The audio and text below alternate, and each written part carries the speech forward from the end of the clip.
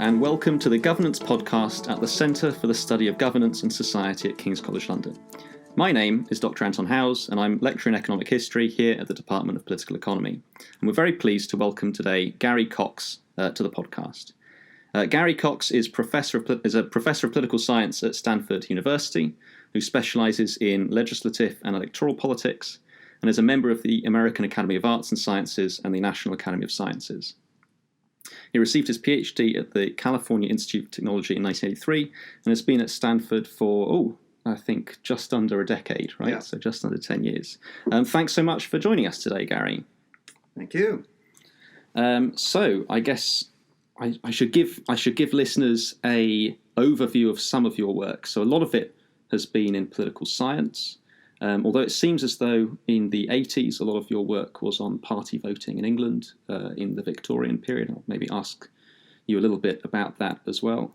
But in the political science vein, there's been a lot on incumbency advantage, a lot on the evolution of factions in Japanese politics, a lot on electoral reform in various settings, lots on party government, especially the US House of Representatives. And lately, I guess in the past 10 years or so, since about 2011, you've had quite a lot of publications in the Journal of Economic History, a couple of books as well, which seem to be related to a sort of return to economic history. Is that right?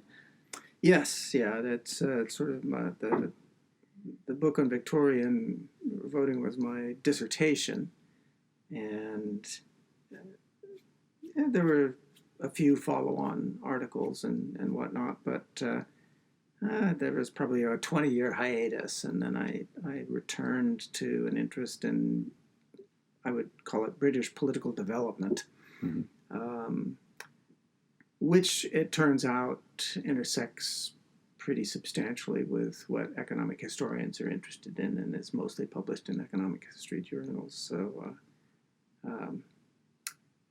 that turned into a few articles, and then rolled into my book, Marketing Sovereign Promises, and then there have been a few sort of follow-on articles there as well.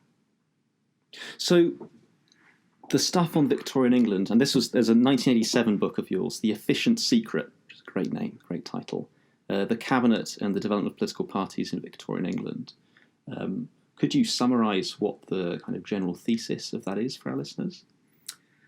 Sure. The book arose just because I discovered that poll books existed, and then I discovered that there were sort of detailed summaries of 19th century election results that were a bit short of the full poll books. So I assume your listeners might know that poll books list the name of every single voter, sometimes with their occupation and then how they voted in their particular constituency. And so these more detailed voting records allowed you to look at individual voters splitting their votes between a Whig and a Tory, and even the somewhat less detailed ones that didn't list all the individual votes would usually give you a sort of a table. So and so many splits between Lord Ellenborough and Lord Grey, and one a Tory and another a Whig. So and so plumpers, single votes, bullet voting for just the one candidate. So and so many straight party splits for the two Tories, so and so many. And so you could run through the constituencies and get a pretty systematic picture of whether Victorian voters were casting straight party ballots or not. And so the book is about the development of party government, both in the electoral arena and in the legislative arena. There's just a lot of change in the procedure, the way legislation moved through the House of Commons at that time. It actually is very similar to changes in the U.S. House of Representatives from the Civil War through what are called Reed's rules in the 1890s, and also somewhat similar to a replay in the U.S. from the 1970s into the early 80s. Mm-hmm. In all three of those cases, you took a legislative process that gave some ability to the minority party to participate in the legislative process, have an influence,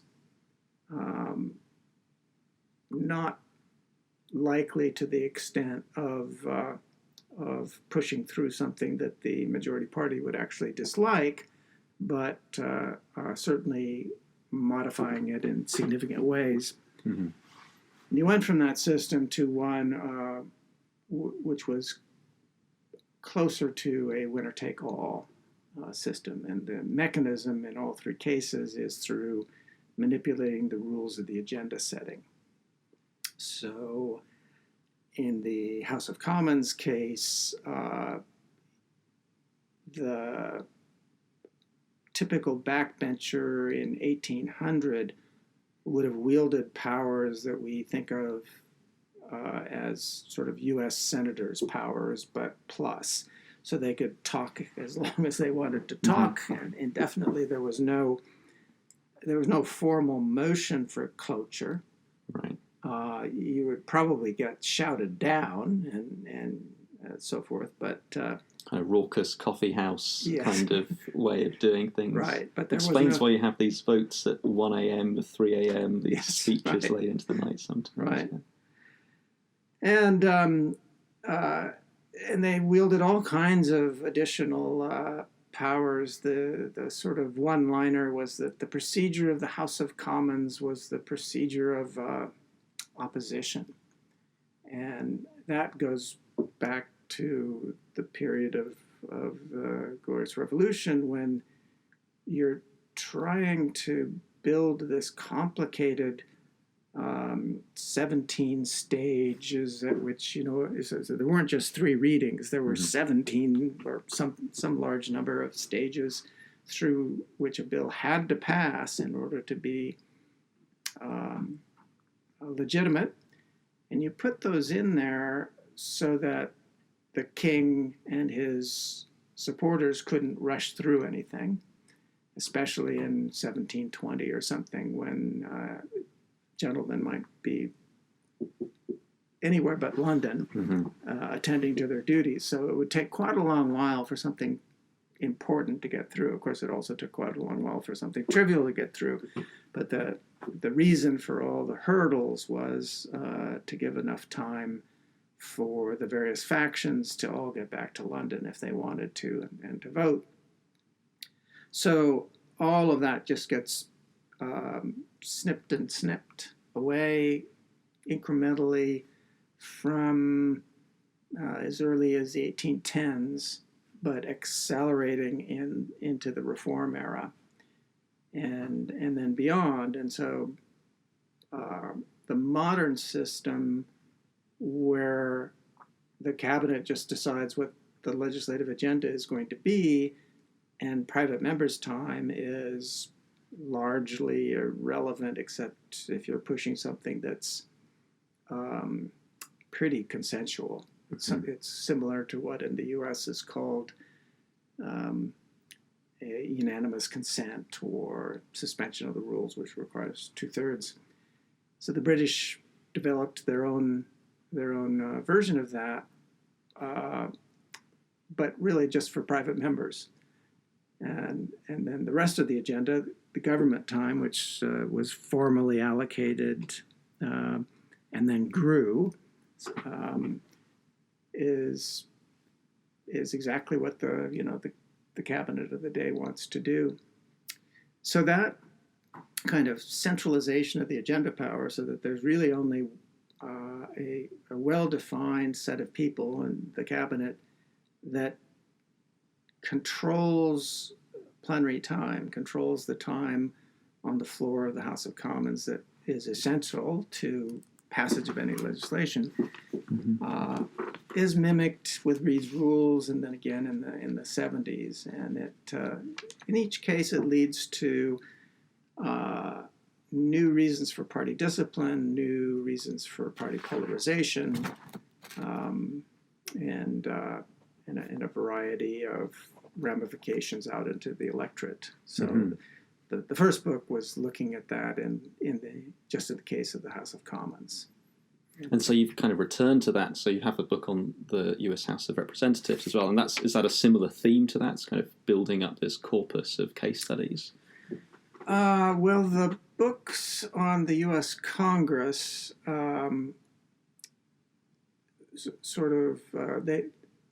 I have papers on the polarization in our recent U.S. Congress, but the books are aimed to be a bit more. They describe the procedural facts on the ground and the change over time rather than the sort of historical context and consequences. So they're a bit more abstract in the sense that they then turned into, we applied it to the Brazilian Câmara, we applied it to the Israeli Knesset. So it's a broad sort of modeling of how one would control agendas and parsing of negative agenda control and positive agenda control, and we come up with various conceptual distinctions on that sort of thing. So the work that's a little bit closer to the first book is a chapter in one of the Congress books which deals with Reed's rules, and that's very similar story, and then some separate paper or two on our very recent period of polarization. Right.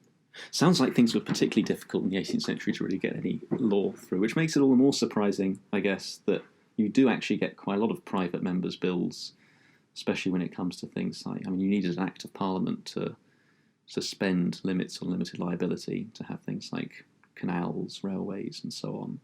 So the 18th century notion was that most major structural legislation, other than put aside the budget, that was for the ministers, but everything else should be private members. Yeah.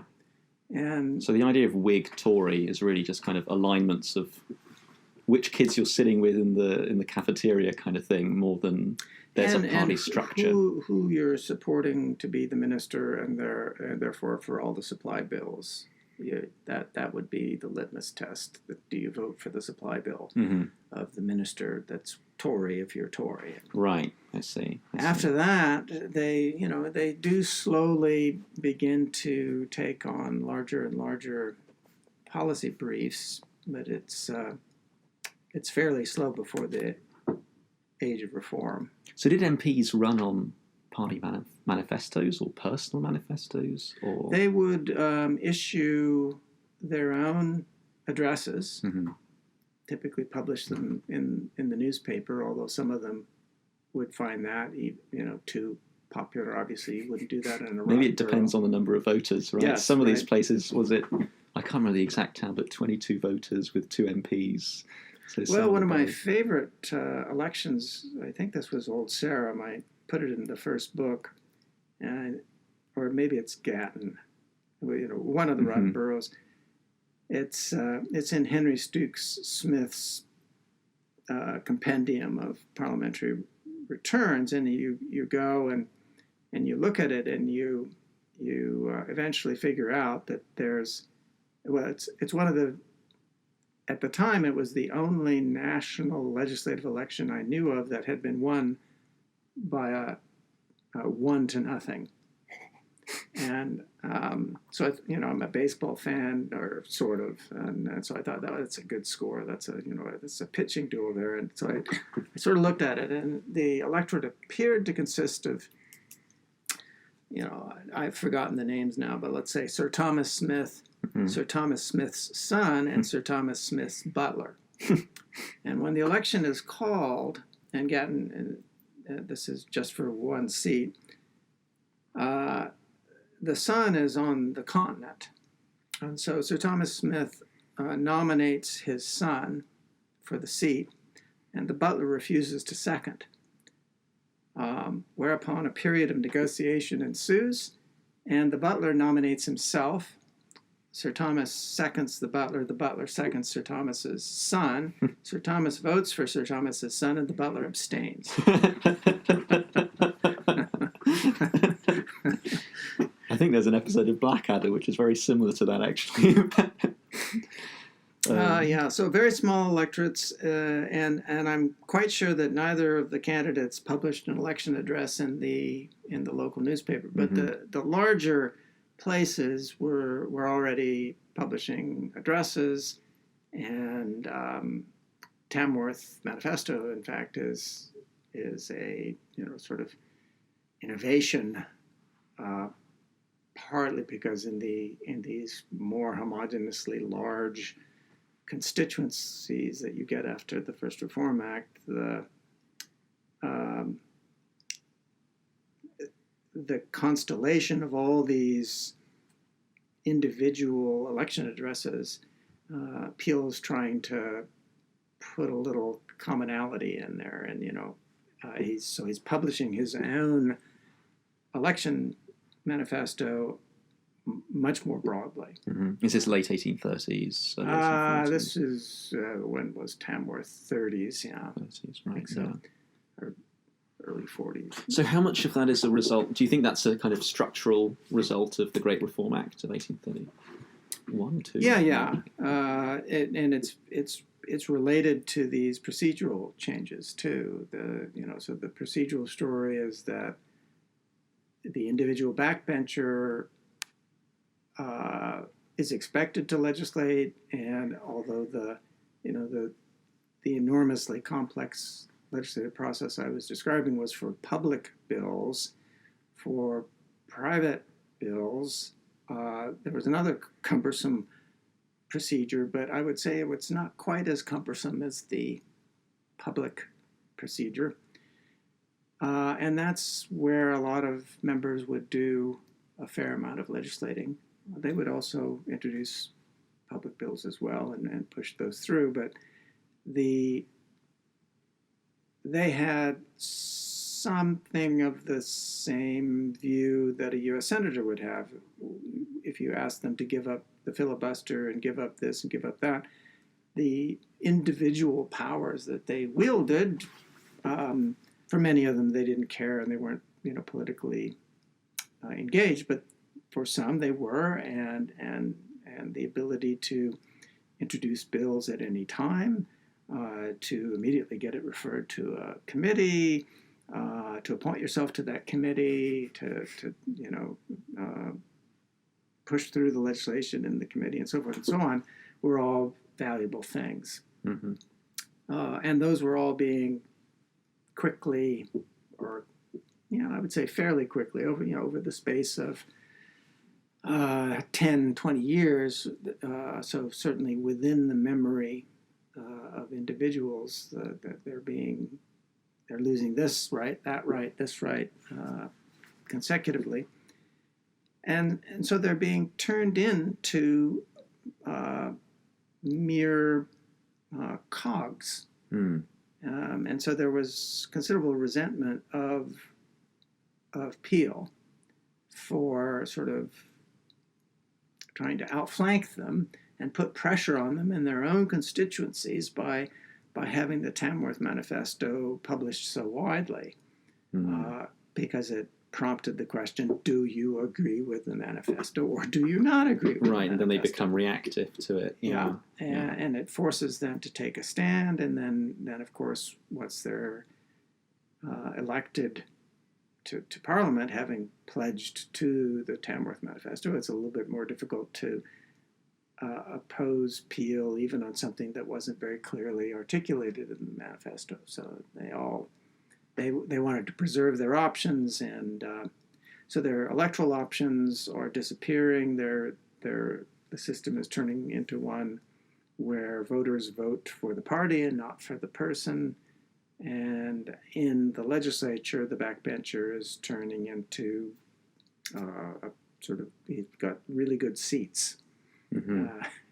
Better. Rely on your safe seats, rely on the party to kind of get you elected. So there's I guess a striking thing there is that the electorate changes as well, right? You've got the parties changing, but voters themselves are now seeing MPs not as these individuals to vote for, but as they're just a member of the party. I mean, I know every time I vote, I just put an X in the. I don't even know who the individual is half the time. It'll be what's the party designation that goes with it. So is that also something that emerges? Kind of? Yeah, and that's a good part of the book is about that. There's a famous quote from a British survey respondent, and I think in the 1950s, that he would vote for a pig if his party put one up. And a good part of this first book that I wrote was trying to identify the period in time when that sort of statement began to ring true, if not perhaps quite in so evocative a way. Right. Could get definitely a good paper title or chapter title out of that sort of quotation. Yeah. And is there, I guess, the follow-up question is, what are the effects of that sort of process that you've seen with greater and greater party control and, I guess, party boss control with that as well? What are the effects on lobbying? What are the effects on the kinds of legislation that you start to see from that? Well, they're pretty different in a parliamentary and a presidential system. In a parliamentary system, there is still a considerable check that the backbenchers collectively wield, which is that Maggie Thatcher can be party leader one day and then she can not be party leader the next day. Theresa May is in very recent political history, yeah. And so that once the system is based on party voting, and the legislature is organized in such a way that whoever the incumbent cabinet is has a very good chance of getting through their own program, you've got responsible parties. And if parties do something that turns out badly, voters in principle can react to that and vote out that party. In that presidential system, you could possibly try to apply that to the House of Representatives by itself. I guess the other thing about the British system that's relevant is that it's really a unicameral system with that. Mm-hmm. You cannot fire the president at any moment in time, and the president is really is a better analog to the prime minister for the U.S. case than the Speaker of the House of Representatives would be. So the consequences of having this substantial polarization are not sort of a straightforward competition between ideas and the voters will sort it out at the end. It turns into all kinds of stagnation and further opportunity for polarization because neither side is allowing the other side to do anything in particular, as long as the institutions are divided, partisan control. So the consequences of pure party control, you wouldn't necessarily expect the range of things that have been occurring in the U.S. to occur in a typical parliamentary system, just from putting elections on a completely partisan basis or a party-based basis. But that said, I mean in current times, of course, the various countries have been facing a somewhat similar set of pressures and challenges, and have been dealing with them in a more similar fashion than I would have expected. Mm-hmm. Despite those constitutional differences. Yeah, despite the constitutional differences. Of course, I would have,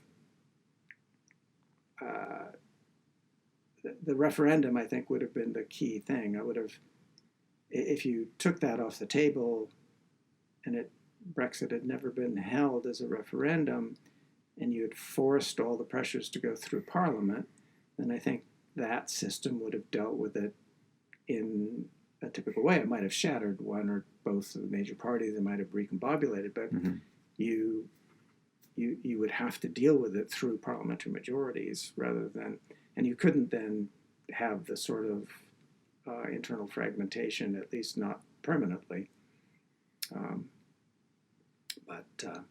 Yeah, you get. But that's a bit off topic. Yeah, that's a whole other. We could do a whole other podcast on that one, I'm sure. Yeah, that's really interesting. I mean, what do you think are the source of those, I guess, external shocks or exogenous shocks that are going on there? The fact that it seems to be across different countries all at once. That doesn't seem to be. I mean, globalization is the favorite one-word answer, and I think if you sort of unpack it into a portfolio of forces, it's the start of an answer. And so we have a higher number of immigrants coursing around the world now than ever before, I think, and globalization affects markets, and it can create winners and losers, and the losers don't like it. And so in the U.S., there's considerable talk on the right about, or at least the new right, about losing manufacturing jobs to X, Y, and Z. So those are pretty big forces, and that's what starts the nature, and it creates anti-immigrant parties throughout Europe and in the U.S. now. And is there potentially something similar that happened in the Victorian era as well, when you have that first big wave of globalization, in terms of the pressures that countries? I mean, I'm kind of interested in the fact that you said you have this change affecting Britain, I guess, between the 1830s and 1880s. So as I take it, your book's kind of between the first and the third Reform Acts. Then you've got this thing, kind of a pretty similar, almost identical thing happening in the United States, as you said, after the Civil War, up until the 1860s, up until the 1890s. Is there something similar going on there? Similar story of some other kind of exogenous shock forcing these changes? Well, for the British case, I think there is. I'm less clear on the post-Civil War U.S. case. The British case had a whole series of Luddite rioting, and that was directly related to the Industrial Revolution and the range of labor-saving, devices that were being invented, and the skilled laborers who were losing their jobs. And as you probably know better than I, there's even what's called a de-skilling hypothesis about the early Industrial Revolution, that the average skill level in the workforce went down because you made a bunch of people obsolete. But whether or not that particular hypothesis is true, it's clearly true that there was a lot of Luddite rioting, including the swing rioting and the threshing machines. And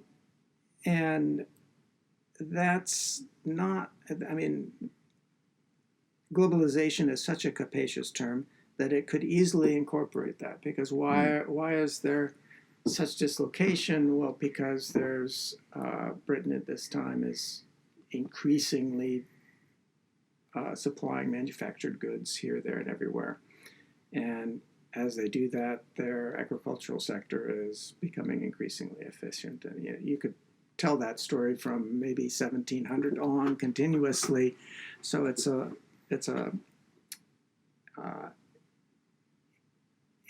bit of a puzzle as to what took it so long. But by the time you get to the Reform era, I think you've got a substantial tension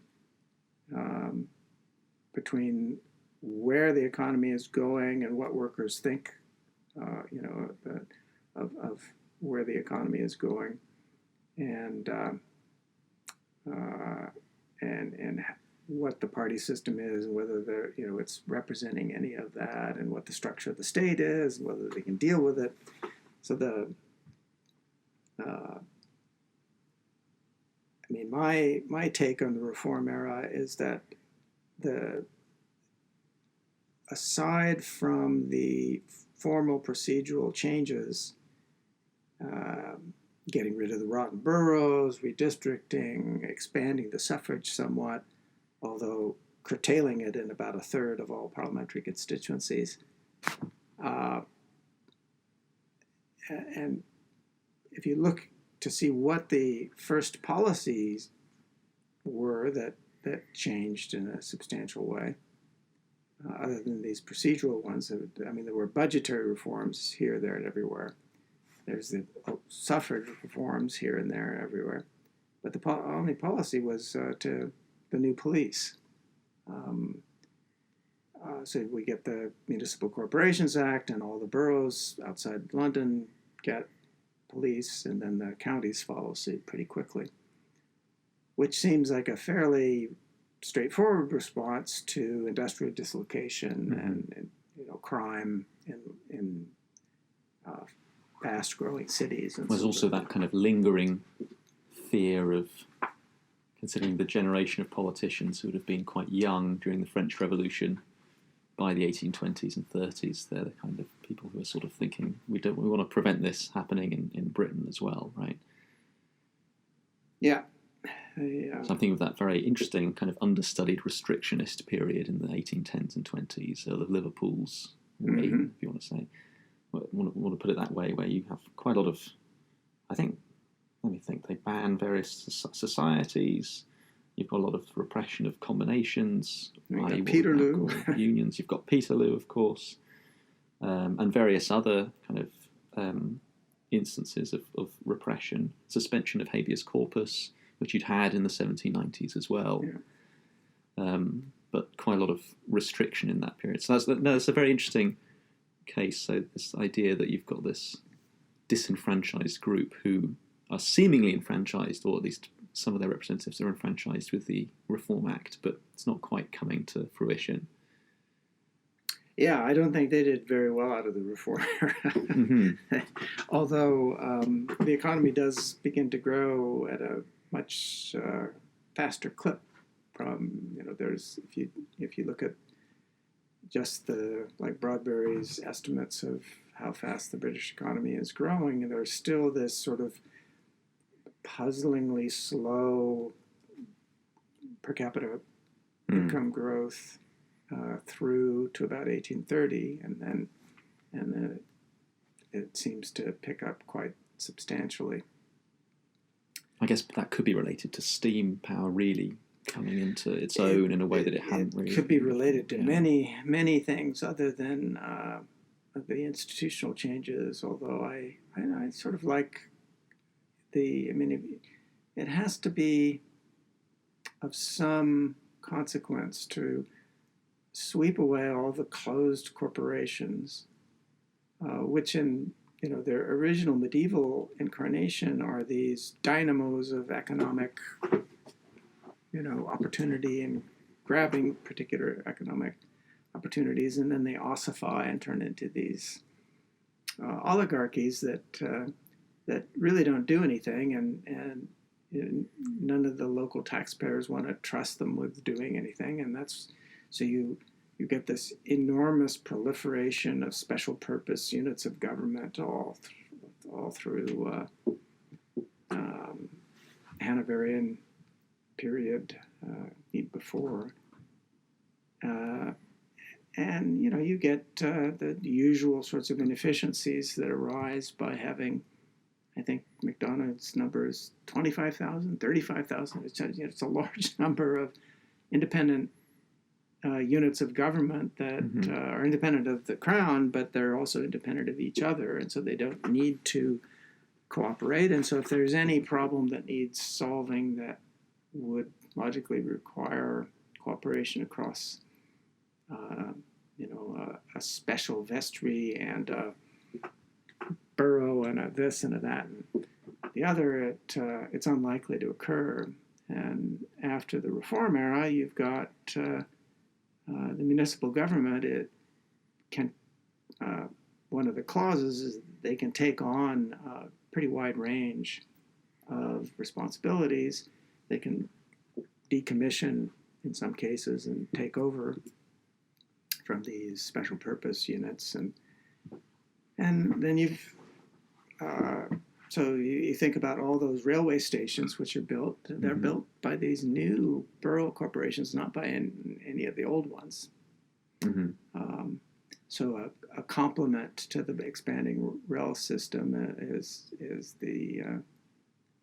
are all the rail stations, and so I think that's sort of a metaphor for these new municipal corporations being a little bit more like boosterism, and much more interested in the economic health of the whole region than a closed borough corporation that first got its charter in 1222. And okay, so there's almost a kind of separate parallel story there of local government and efficiencies from much more consolidated local government, able to, I guess, solve collective action problems across an area and in lots of different ways, rather than having these completely separate committees, I suppose, being set up. And I mean, I imagine a lot of those people would still have been the same people, the kind of do-gooders and busybodies at the local level, would probably sit on a lot of these different committees at the same time, but to actually have them in the same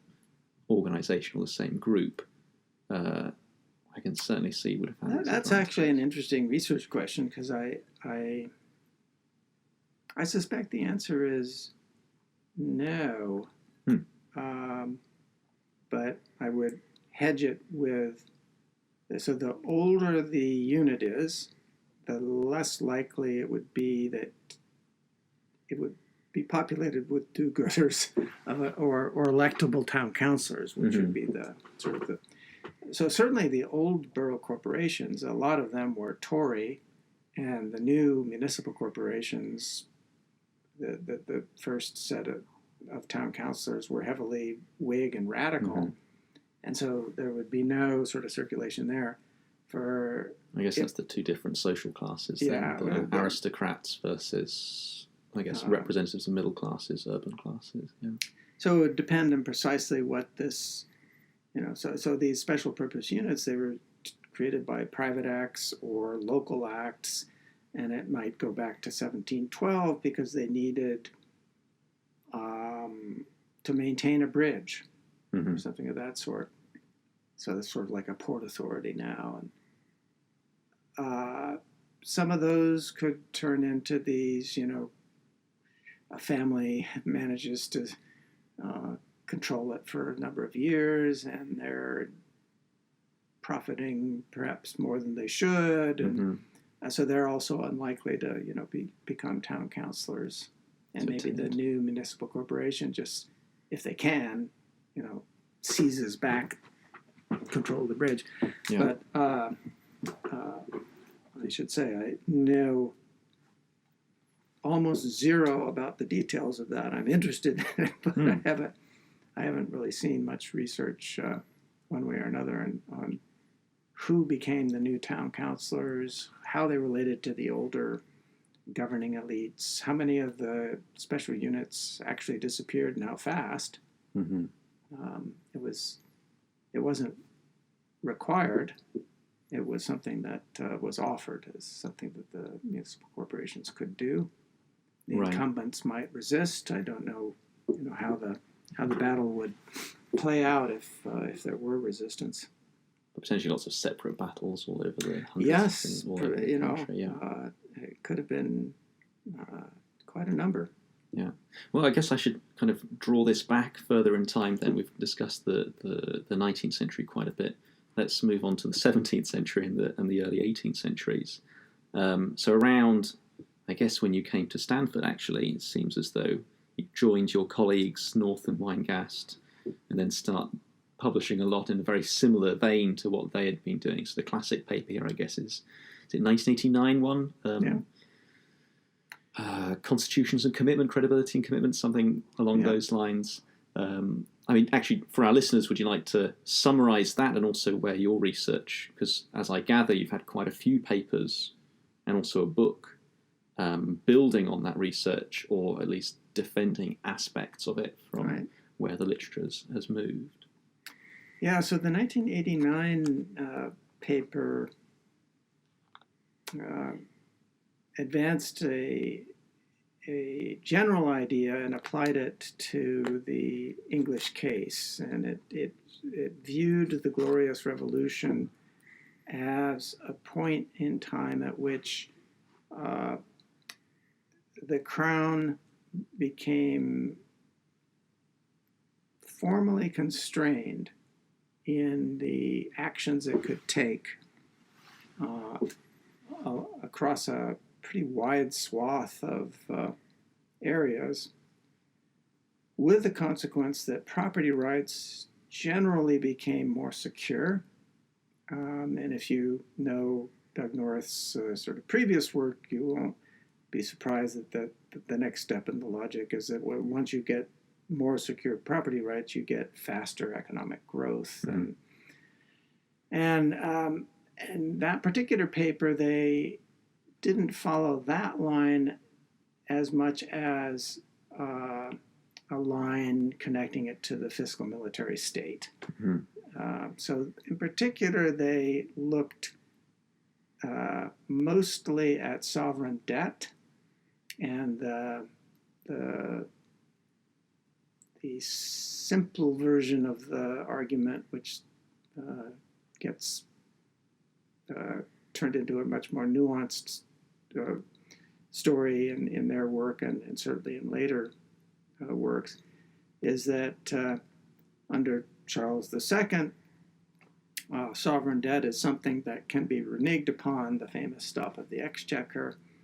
The consequence of having sovereign debt that can be repudiated at the will of the sovereign is that it is less credible and people are less willing to buy it or demand higher interest rates, and so forth and so on. And then after the Revolution, putatively, William III and Mary II are constrained. They're not able to repudiate sovereign debt.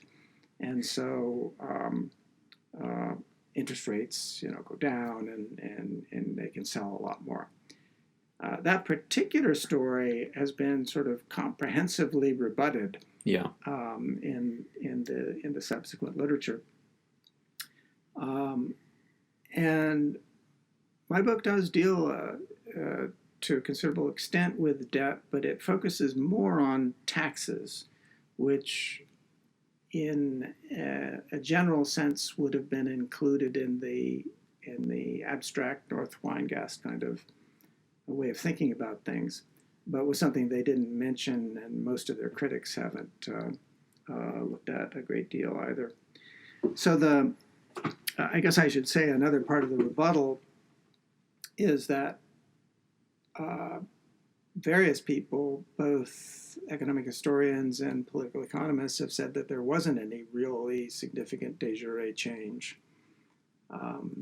So Pincus and Robinson might be the sort of the clearest statement of that, where they go down in some detail to find the particular alleged changes that North and Weingast highlight. And I think they correctly point out that none of them were none of them look like de jure changes at the revolution. So my grip on the details might be a little bit poor here, but one of them, for example, would be that that the crown can't unilaterally levy taxes or something like that. And you can go back through British history and you find that that principle has been articulated and then re-articulated and then re-articulated, and one has to ask, well, why do they keep repeating this if it's a matter of settled law? And presumably the reason has to be that they think that the chip money was an egregious end run around the concept, and they needed to reiterate it and try to clarify it in a way that would make more obvious that sort of monarchs taking liberties with obscure. So you mentioned ship money, the Yeah. kind of obscure rules in order to get themselves a bit of extra cash to get around having to call Parliament. Right. And so basically, levying a tax in the sense of if it looks like a duck and it quacks like a duck and it walks like a duck, then it's a duck. Well, it sure satisfied all those requirements, and it was de facto it was levying a new tax, and so they the petition of right and other things like that, they could reiterate and come back to this. So the Pincus and Robinson point is that, well, if mere words, and they're not even new words, so you can find in the Bill of Rights words that are pretty similar to those that were in the Petition of Right, which was pretty similar to several precedents. So they say, what? Where's the de jure change? So Glorious Revolution overrated. Yeah. And while I agree with the particular points that they rebut, I think they correctly identify what the most detailed claims were in North and Weingast, and I agree with them that there were no de jure changes about that. The book elaborates a bunch of other, a series of other changes which I claim were de jure, were novel, were important, and did constitute an increase in the credibility or the constitutional credibility of commitment. And then I run off and look at what the consequences of that would be. Maybe one way to sort of explain that is to point out that the state was essentially ripped in half, and the fiscal military component, the Army, the Navy, the Ordnance, and the debt were put subject to annual scrutiny by Parliament and the approval of a budget. And what that meant is that all of the revenues that were flowing into this set of accounts, and a particular set of accounts which kept getting smaller and smaller and eventually becomes the consolidated fund, that money has to be accounted for and they appropriate it, which means they pass a statute which says, this money goes to the Army, and eventually they become more detailed. But the other part of this, so that part of the state becomes fiscally very different than the way the Army, the Navy, and Ordnance had been financed before, because Parliament really does have control. The domestic state, all the officers, all the judges, anything not in the Army, Navy, and Ordnance, and not to do with the debt, is left just the way it was. They create something called the civil list, which is a big lump sum transfer to the crown at accession. So these are the revenues that'll go to you, and the king gets to spend them just as unrestrainedly as Charles II or James I or any other predecessors. And it's the entire domestic state. So from a North Weingast perspective, the principle should be that MPs trust the fiscal military expenditures more than they trust civil expenditures. And you can see that, this is a paper that follows on the book, you can see that in where are MPs willing to authorize new taxes. Will they authorize new taxes to feed into the civil list, where they will not have any control?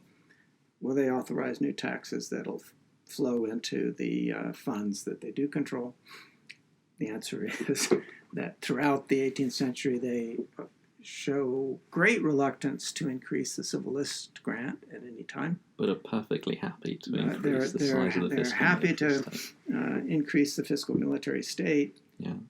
And then you can see the same thing with bureaucracies. The growth of bureaucracy from late 17th century through into the 18th century is entirely under parliamentary control. And back to the police, the clearest example of why Maitland has a sort of a, well, he's got several good lines on this, but maybe I'll pass over that one. All of the bureaucracies that are built up are tax collecting, which is funded under the annual budget, or the victualling, the vast victualling empire, which is Navy and Army, and on down the list. And there's plenty of things that would make sense and eventually do very quickly become bureaucratized in the civil government, but only after the Reform Act. Right. And that most notably includes the police.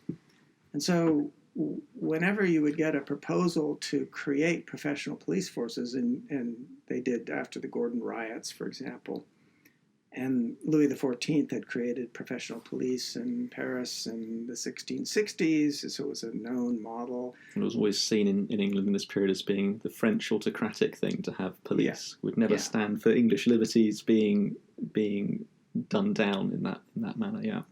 Yep. And so that's just as sturdy a feature of country ideology as anything. And so I used the term country, but I would say Whig as well. I think it was central to Whig thinking that you have to avoid professional police forces because they look and smell just like professional standing armies on English soil, which is what we just got rid of in the Revolution. Yeah. And they were joined by Tory squires, so it was a pretty broad opposition to professional police forces, despite the fact that you have this endemic rioting throughout the century. So I can't remember who it is that characterized England as oligarchy tempered by riot, but I think that's about that's about right. And so So it's not just the police, though. If ministers propose a new civil bureaucracy, they're going to have to fund it with parliamentary funds. Otherwise, it's going to suspicious backbench MPs will view it as an attempt to expand the number of offices that can be handed out in this prior to Burke's reforms, and handed out in this wholly non-transparent way to create political support for the crown. So they oppose that, and so I wasn't able to do perhaps as systematic a job as would be ideal, but I did, systematically look for civilian bureaucracies. I said, are there any? Are they wholly confined to the fiscal military state? And the only civilian bureaucracy I found was a Scottish Board of Trade kind of. Oh, the Scottish Board of Trustees. Yeah. Or actually the Board of Trustees for Manufactures and Fisheries of North Britain. That's originally, That's right? it. Which is to remedy the economic gap between Scotland and England in the 1720s, because they thought that the promises of union hadn't been met. Well, that's really interesting. Yeah, I know a little bit about that. And so for my purposes, the relevant thing about that is that it clearly created a bureaucracy. They lay it out in the statute, and it was annually appropriated and subject to review. So it was not a bunch of offices that the Crown just could dispense as typical royal patronage. I guess what's really fascinating about this, I really like this idea of the state being split in half, because it also sort of explains why it is that in many ways you have this idea of ancient English liberties being maintained throughout this period. And really that's just talking about the civil list being constrained. Whereas at the same time you have the extraordinary growth of the British state. Yeah. I mean, it becomes by far the most powerful state in Europe and really in the world in terms of per capita tax rates, in terms of what it's able to do with that. You go from second, maybe even third rate power in the 17th century to, and certainly earlier than that, to being the global hegemon by the 19th. I'm afraid that's all we've got time for, though. Thank you very much to Gary Cox for joining us for this podcast. To all our listeners, thank you for joining us on this episode of the Governance Podcast with Gary Cox. You can check out his work. A lot of it is online all over the place. You can check out his books as well. To learn more about our upcoming podcasts and events at the Centre for the Study of Governance and Society, you can follow us on Facebook, Twitter, and apparently Instagram as well at CSGSKCL. In the meantime, we look forward to seeing you again soon on the Governance Podcast.